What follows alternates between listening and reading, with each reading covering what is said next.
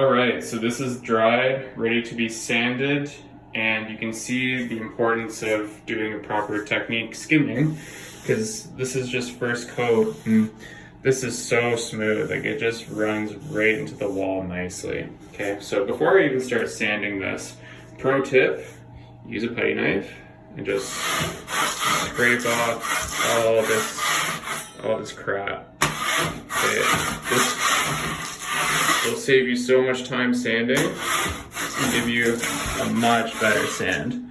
Okay? Because you're flattening it. Look, you're flattening it like pretty much almost right down. Right? So just do that everywhere for the skim, and you're good to sand. Okay, so I'm gonna sand it. I'm not gonna film myself because that's gonna take too long. So I'll just sand it, and I'll show you what it looks like when it's done. Okay, so I've scraped it down, and there's actually some spots that have bubbled on me. So the spots that I bubbled, I just scraped right back, because they're gonna need time to dry out. I don't know why they bubbled on me, because I oil primed everything, but that happens sometimes. So when you're sanding, start with using a sander head, and also when you're trying to get rid of some of like the hard edges here, sometimes the sander head, you might be wasting your time, or it just might not give you as an effective of a sand. So sometimes you might just have to have like a little piece of sandpaper, like such, okay, and just sometimes just knock down.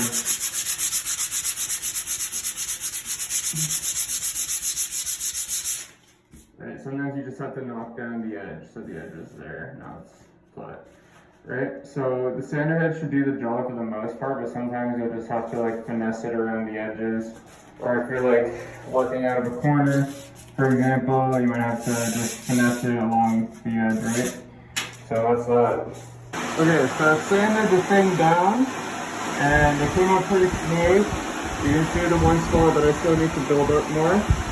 And these were the spots where it had bubbles. So I sanded it right back, got rid of, for some reason, the brown drywall tape doesn't just go damp. It could just be the humidity in the room, because it's such a small room and there's no airflow. That's my airflow, and that's my airflow. So, sometimes, you know, these things happen, so I'm just going to dry it out, maybe for an hour, a bit, and I'll oil prime it, and then I'll skim it, and finish it up. Alright, so while these three spots are still drying out, something is definitely behind this wall, or the room just really humid, because this is the only wall that's kind of plunky and damp compared to the other other three in the room. So I'm just gonna quickly build this up, and then I'm gonna get to that, which I think is part of another video I'm filming. Okay, so I've built this up. So once this is dry, I'll sand it a bit, throw some mesh tape on it, and first coat the mesh tape. The remainder here, I've just quickly run over with a quick little skim to fill the section where the mesh tape was already put in place and skimmed once. It just needed a little bit more, as you can see. So I'll just give that a light sand, and then that's pretty much ready for a finishing coat after I sand it. Still waiting for these to dry out. Huge pain in the butt. It happens. It's, you know, welcome to drywall repair. Alright, so these took all night to dry, not even good. I think it's because this room has no ventilation, so the wall just sucked up all the humidity, right? Especially the exposed drywall. So I had the fans going all night, it dried out. I just oil primed them, so now I'm going to wait for it to dry, and then I'm going to skim it, and then let that dry, and then I can finally get back to finishing this big bag. Alright, so I finished filling in that, so after I do my big skim across this entire patch, that'll be nice and flat, finally, oh my goodness. And then these are now patched, so I'm going to let them dry, sand the entire thing down, and then I'll just let it nice and smooth.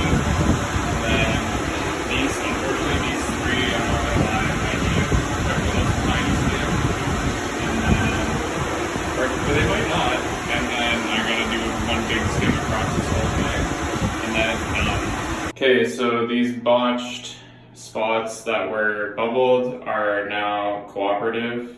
Thank you, universe. And I'm just gonna start with skimming off any of this crap. Right, I'll just go across the entire thing. Just get rid of any crap that's in my way. Okay, so after I scrape off any high builds, and then sand it, I'm going to skim it again. Top coat, final coat. Last coat, best coat. Oh yeah, let's do a little toss. Great. Try that again. There we go. All right, finally I can top coat this. This has been an absolute, we'll say this is one of the more challenging large skims I've done in my time. So this is ready to go.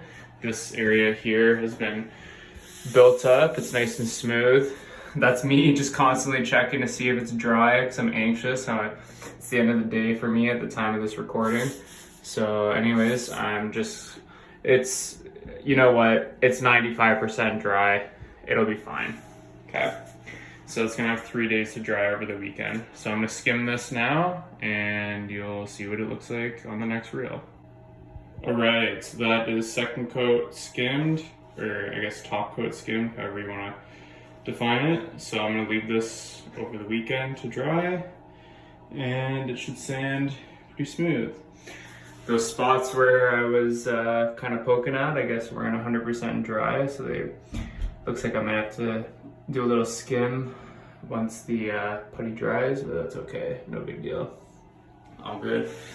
All right, cool.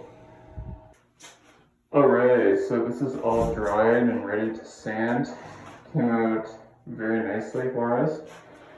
So you can see the importance of doing a good skim is I've already started sanding over here. So in this section that you can see in the video, that's all sanded, right? And it is smooth, man. It is smooth like glass. Starting from the wall to where I skimmed, down to the wall again.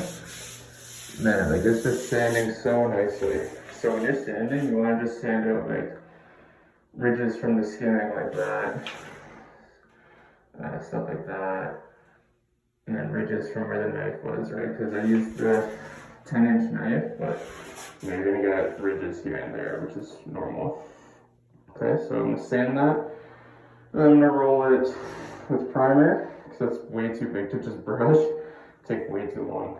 And we'll go from there. And if there's anything that's gotta get fixed again, like, looks like the compound cracked a little bit on us here. So that could have been because the previous compound wasn't fully dry yet, or maybe it's just a really big patch that needs, this might need a little skim, this might need a little skim when we're done. But that's okay, I'd rather just do tiny little skims here and there throughout where there's like divots and cracks and whatever. Alright, so this is sanded and primed. Man, let me tell you, that's smooth. That's like Carlos Santana smooth. So the only spots that kind of gave us some grief were where we had to build up the huge amount of layers. I'm just gonna skim that one more time. Ideally, I would have liked to have put a piece of mesh tape across here or here, but you know what, time is kind of the essence here, and I think we can get away with not doing that. And then here, I think this was one of the spots that it gave us grief with the bubbling drywall paper, so that's an easy skim. And you're just looking for little nicks and dings like that.